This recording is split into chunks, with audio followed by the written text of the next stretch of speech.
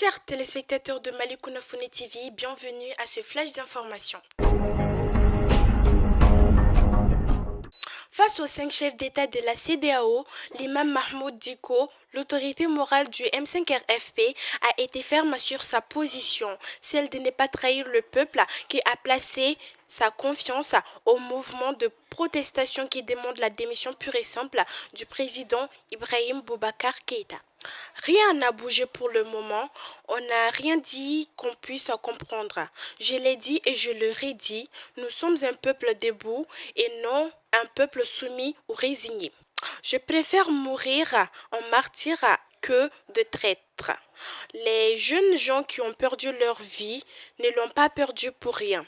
Si vraiment ce qu'ils nous disent, c'est pour ça qu'ils sont venus, rien n'a été fait pour le moment, a-t-il déclaré hier à sa sortie de l'hôtel Sheraton où se déroulaient les rencontres. De son côté, le président nigérien Mahamadou Issoufou, président en exercice de la CEDEAO, a, au nom de ses pairs, annoncé la tenue par vidéoconférence d'un sommet extraordinaire prévu pour le lundi 27 juillet prochain. L'objectif de cette énième rencontre serait, selon des sources proches, il faut noter que les chefs d'État semblent entériner les propositions faites par la présidente en mission conduite par Goodluck Jonathan, d'où la ligne rouge à ne pas franchir. Dans la dite proposition, il est mentionné le maintien du président Ibrahim Boubacar Keïta au pouvoir, la nomination des 6 nouveaux membres de la Cour constitutionnelle, l'organiser des élections législatives partielles dans les circonscriptions électorales contestées, la formation d'un gouvernement d'union nationale avec un quota de 50% pour le camp présidentiel, 30% pour l'opposition et 20% pour la société civile. Selon une information de source, les quelques juges de la Cour constitutionnelle dont Baya Berté et de Bamassa Sissoko, avec leur tête Manassa Danyoko, auraient introduit une plainte devant la Cour suprême contre le président de la République pour du décret présidentiel d'abrogation de la décision de nomination. Maître Manassa et ses proches de la Cour demanderaient au président de la République de revenir sur sa décision d'abrogation du décret de nomination des 3 membres restants de la Cour constitutionnelle. Troisième édition du concours de transparence du programme Gouvernance locale redevable PGLR. Sur 75 communes postulantes, ce sont celles de Tomine, celles de Sinzana et Sokura Bankas qui ont remporté le prix. Présidée par le SG du ministère des Sports et de la Jeunesse, la remise des prix s'est tenue le jeudi 23 juillet dernier dans la salle de patronat du Mali en la présence de son Excellence ambassadeur des Pays-Bas au Mali.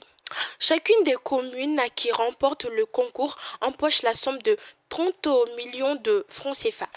Il faut noter que financé sur une période de 6 ans, allant de 2015 à 2020 à hauteur de 17,3 millions d'euros par l'ambassade du Royaume des Pays-Bas, le programme Gouvernance locale redevable jeunesse a pour objectif d'améliorer la gouvernance des affaires publiques et les services de base au niveau des communes.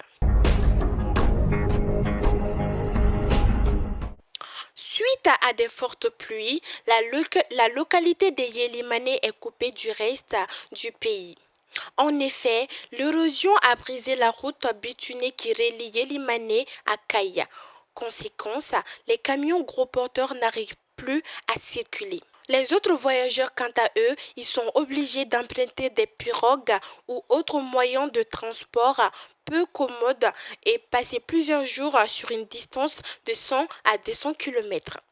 Il a été signalé que dans la nuit du lundi 20 juillet 2020, une pirogue a chaviré sans faire causer une perte en vie humaine. Pour ne rien arranger, le prix du transport serait passé de 4 000 à 8 000 francs CFA sur l'axe Yelimane-Kaye et 7 500 francs CFA sur l'axe Yelimane-Djalaka-Kaye. Quant au prix des denrées de première nécessité, ceux-ci ont flambé.